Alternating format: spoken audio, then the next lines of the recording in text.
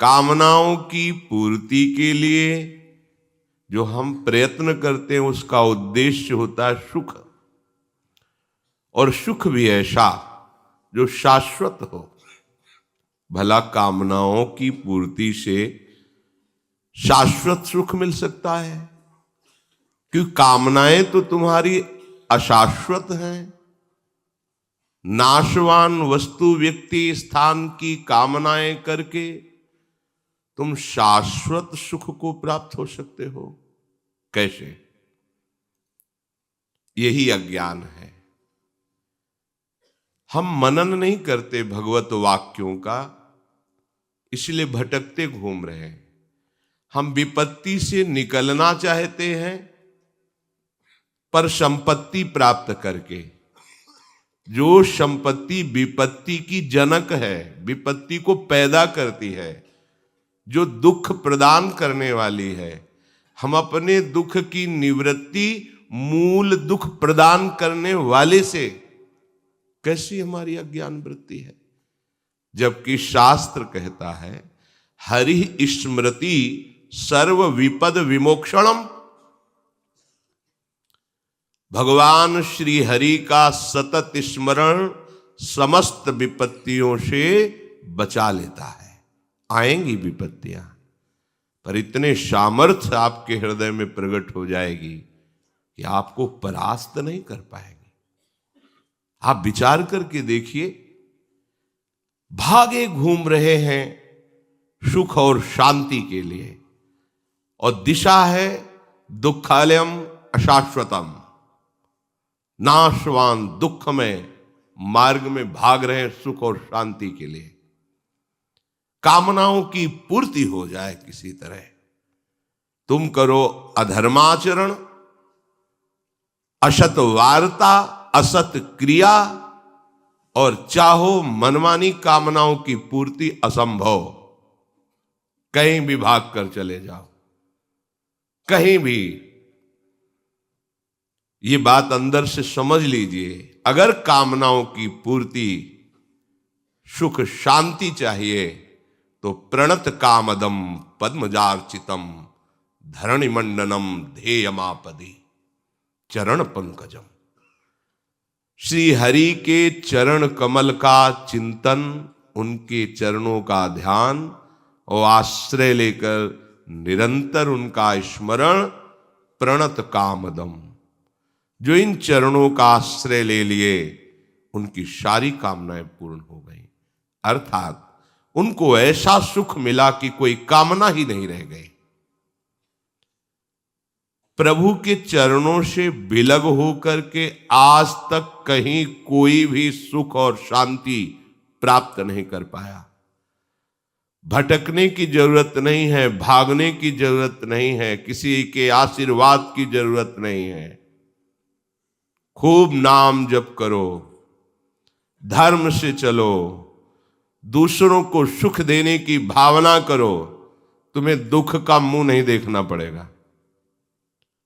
भगवत स्मरण नहीं करोगे, पापाचरण करोगे, नाना प्रकार की कुमार्गगामी प्रवृत्तियों का आचरण करोगे, ब्रह्मा भी नहीं बचा पाएंगे तुम्हें।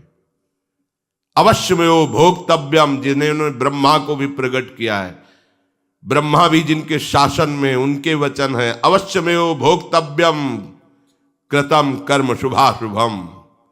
तुम्हें अपने कर्म का भोग भोगना पड़ेगा, कहीं भी भाग के चले जाओ। जो कछ लिखे लीलाट दुख सुख देह संग, भुगते गो जहां जाएगो, यह सिद्धांत अभंग। इसे कोई काट नहीं सकता। भगवत ऋषि जी कहते हैं अभंग सिद्धांत अवश्यमेव भोक्तव्यम। करो पापाचार, मनमानी आचरण, धर्म का त्याग, सतमार्ग का उल्लंघन, भगवत वाक्यों का अनादर, और चाहो सुख शांति, ऐसा हो ही नहीं सकता। भले बालू पेरने से तेल निकल आवे, जल के मथने से भले घी पैदा हो जाए, जो असंभव है। ऐसा भले हो सकता है, पर बिना भगवान का भजन किए तुम दुख और अशांति से मुक्त हो जाओ, कभी ऐसा नहीं हो सकता। बारी मथे घृत होए बरु, शिकता ते बरु तेल, बिनु हरि भजन न भवतरी, यह सिद्धांत पेल। भगवत चरणारविंद का आश्रय लेकर थोड़ा सा भी किया हुआ भजन कभी व्यर्थ नहीं जाता। अगर इस जन्म में हमारा काम नहीं बन पाया, भगवत प्राप्ति नहीं हो पाई, तत्वबोध नहीं हो पाया, तो वो व्यर्थ नहीं जाता है। श्री भगवान कहते हैं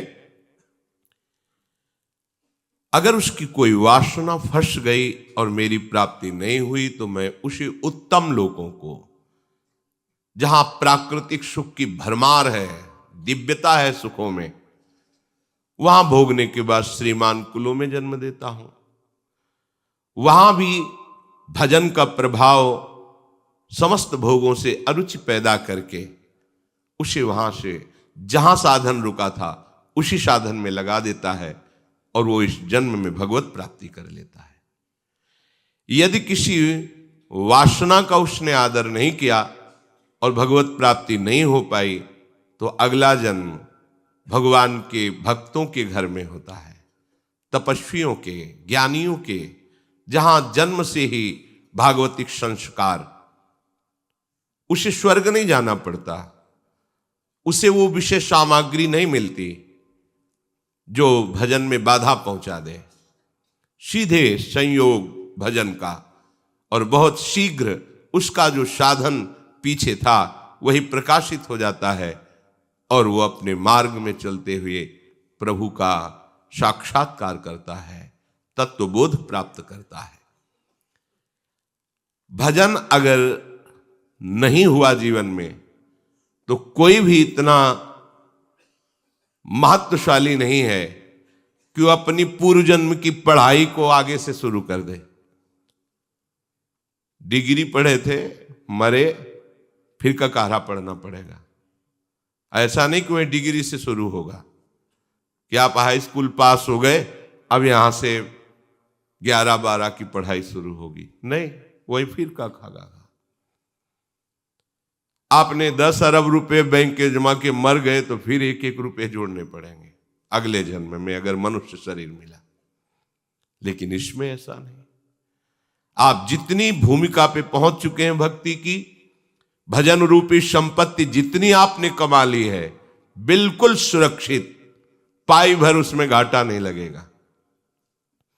और वो दिव्य रूप प्रकाशित करके आप जहां भी जन्मेंगे, जिस योनि में भी जन्मेंगे, वहीं वो प्रकाशित होकर आपका परम मंगल कर देगी। महामहिम प्रभु श्री हरि के चरणों का आश्रय लेकर भजन करना कभी कभी अमंगल नहीं हो सकता। कभी वो दुख का चेहरा नहीं देखेगा कि दुख कहते किसे हैं, पर लगो तो।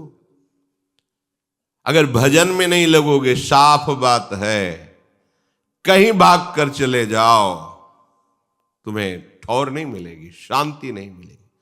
सुरसर तीर बिन नीर दुख पाई है, सुरतर उतरे तो ही दारिद सताई है। भाग कहां भाग के जाएगा? कहीं भागने की जरूरत नहीं। हरि शरणम, प्रभु की शरण में हो गए, उनका चिंतन कर रहे हैं, लीला गायन कर रहे हैं, उनकी कथा सुन रहे हैं, अब आपका कोई अमंगल नहीं कर सकता। विश्वास करो, पूर्व के पाप जो दंड देने के लिए निश्चित हो चुके हैं वो आएंगे, पर भगवत कृपा से सहने की सामर्थ्य होगी। आपको विचलित नहीं कर पाएंगे क्योंकि आपके पास प्रभु का आश्रय है, भजन है। अगर वो चाहे तो भजन बल से उसे नष्ट कर सकता है, पर वो जान जाता है कि ऐसे महामहिम प्रभु के भजन को इस नाशवान शरीर के लिए नहीं, वो समझ जाता है। इसलिए चूको मत, प्रभु का भजन कभी व्यर्थ नहीं जाता। पूर्व में किया हुआ भजन आगे बढ़कर प्राप्त होता है।